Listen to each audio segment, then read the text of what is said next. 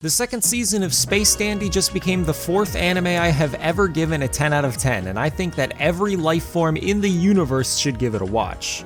Both seasons, not just season 2. Which is why in this video, I'm gonna do my best to try to convince you that this show deserves your time. And since my goal here is to get people who haven't watched Space Dandy to watch it, I'm going to do something rare for my channel and avoid major spoilers. Though what should and shouldn't be considered a spoiler for this show isn't exactly cut and dry, but you'll just have to watch the show to figure out what I mean by that. Anyway, here are 5 reasons why you should watch Space Dandy.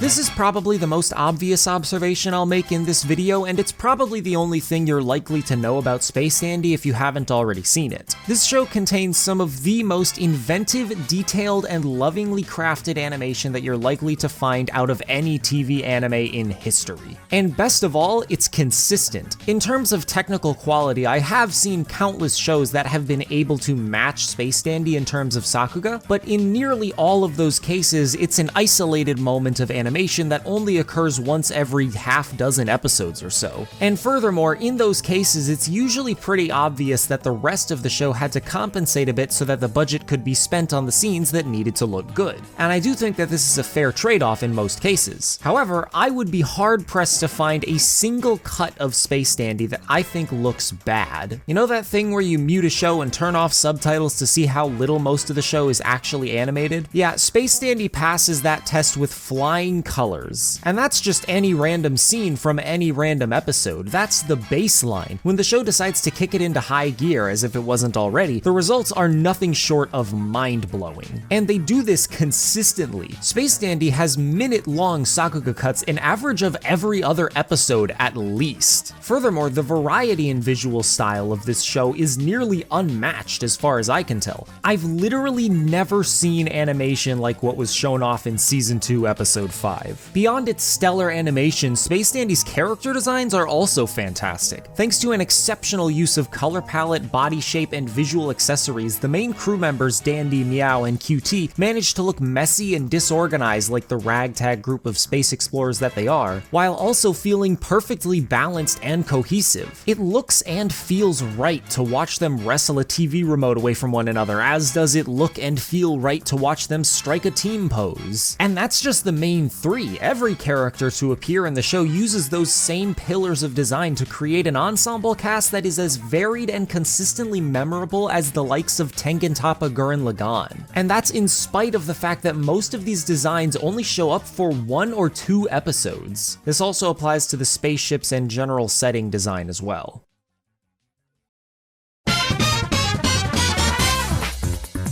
I don't think it's unreasonable to say that most anime isn't funny, at least not intentionally. Maybe this can be chalked up to cultural difference, seeing as Japanese humor is very different from Western humor. For the uninitiated, the gist of it is that you have one character do something wacky and strange, then have another character play the straight man and point out the wacky, strange thing that the first character did. I generally don't like this style of comedy because I feel like I'm being talked down to by the show. Yeah, I know that thing the character just did was ridiculous, you don't need to spell it out for me, show. Space Dandy's approach to humor, on the other hand, is generally to cut out the straight man, or at least the traditional reaction that the straight man would have, that being to simply call attention to the ridiculous thing that just happened. It also simply allows its characters to be complete dumbasses, which often allows the show to amp up the ridiculousness of whatever situation they find themselves in. This, combined with the fact that the laws of physics which Space Dandy abides by are more like suggestions than rules, means that the show is never predictable. And as everyone knows, unpredictability is the peanut butter to comedy's rhinoceros.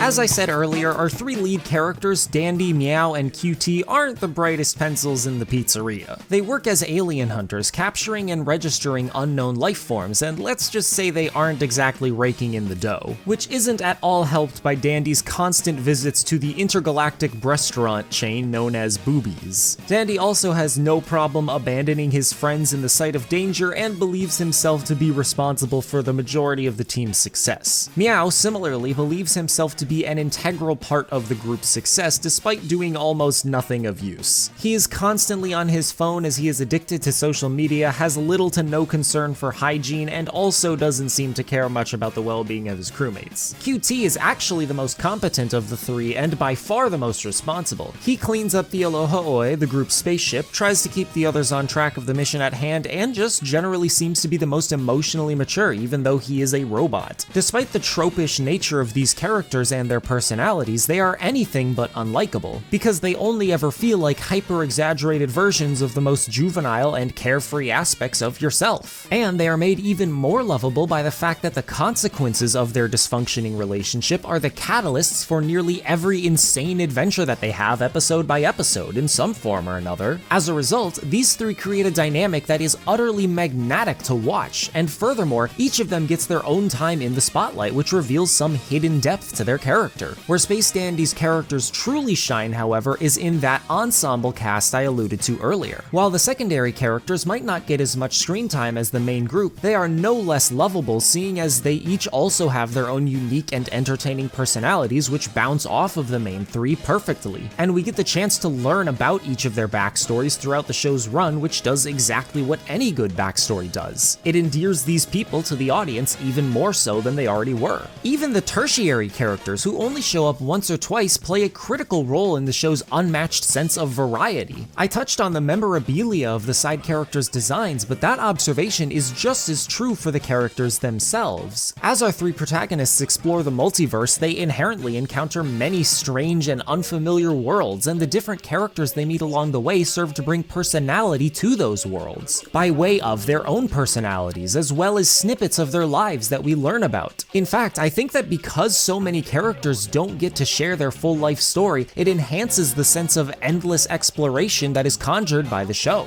You learn more than enough to get interested and invested in everyone you meet, but you also are aware that they have their own lives outside of the interactions with Dandy, Meow, and QT, and that there is so much more that we could know about them. In this way, each side character and the stories that they tell are microcosms of the story that Space Dandy is telling at large.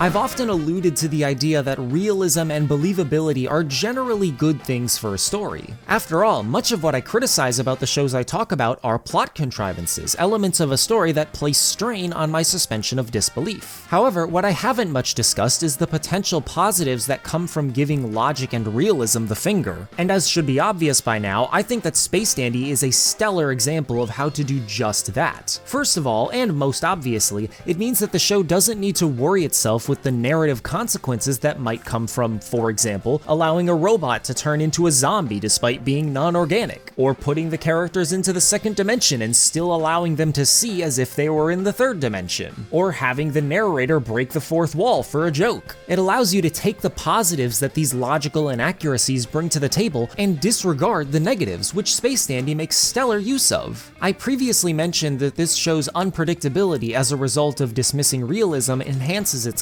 comedy, but it also aids what I would best describe as the atmosphere of the narrative. Space Dandy is primarily meant to be levity, but it's also able to consistently pull off drama, mystery, melancholy, heartwarming, and more. It pulls off such a large range of narrative tones, and it is able to do this episode by episode because it doesn't need to spend time setting up plot points that can facilitate those emotions. It simply jumps into whatever story and thus tone it feels like, and because the show knows that the audience isn't taking it seriously, it just kinda works. It's a difficult thing to describe in words, but I would phrase it this way. Space Dandy knows that I know that it doesn't intend to be taken seriously, and that is what makes it so genuinely compelling to me. In so many other anime, it is incredibly apparent that the show doesn't want me to think about the little or big contrivances that it had to make in the narrative so that the dramatic stakes could be artificially inflated. And if the show succeeds at getting me to pay less attention to those aspects of its plot that strain my suspension of disbelief,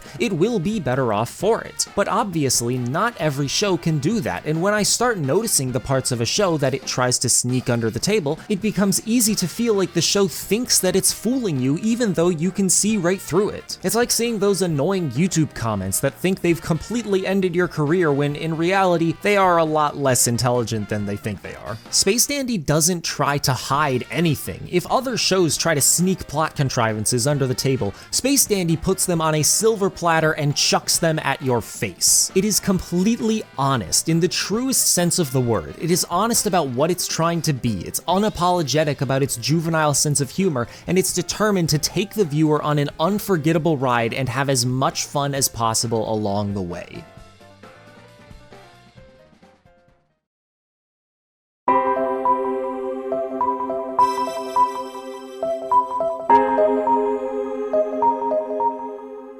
Based on the things I've praised about Space Dandy so far, you would think that it's one of Studio Bones' most popular series, but that actually couldn't be further from the truth. Upon release, Season 1 was utterly eclipsed by Noragami, Bones' other TV anime from winter 2014. And even beyond that, compared to the studio's library, as well as just the ratings of most seasonal anime, Space Dandy only really did okay. And Season 2 has less than half the members on MAL as Season 1, which sucks because although Season 1 is great, I firmly believe that Season 2 is where the show truly enters masterpiece status, and everyone who I've seen talk about it seems to agree. Space Dandy has production crossovers with several other incredibly popular and critically acclaimed TV anime spanning back over 2 decades, including Mob Psycho 100, Fullmetal Alchemist Brotherhood, Samurai Champloo, and Cowboy Bebop. And in my eyes, Space Dandy deserves to be remembered just as fondly and by just as many people as all of them. But unfortunately, it has clearly been cheated of the attention it so deserves. Seeing a show that clearly has leaps and bounds more ambition than some of the shit that gets made nowadays, and seeing all those other nothing burger shows reach comparable and sometimes even higher levels of success is really majorly depressing to me. Even more so is the fact that Space Dandy doesn't currently appear to be in a position to grab the attention of most anime watchers. It clearly isn't old enough for most people to consider it a classic to return to, and it also didn't get popular enough when it was first released to grab a notable amount of mainstream real estate. So now it just seems to have been largely forgotten. But together, we can make an effort to change that. So, if I've convinced you that Space Dandy is actually based dandy, then go watch it, talk about it, and share it along with this video with your friends. Because that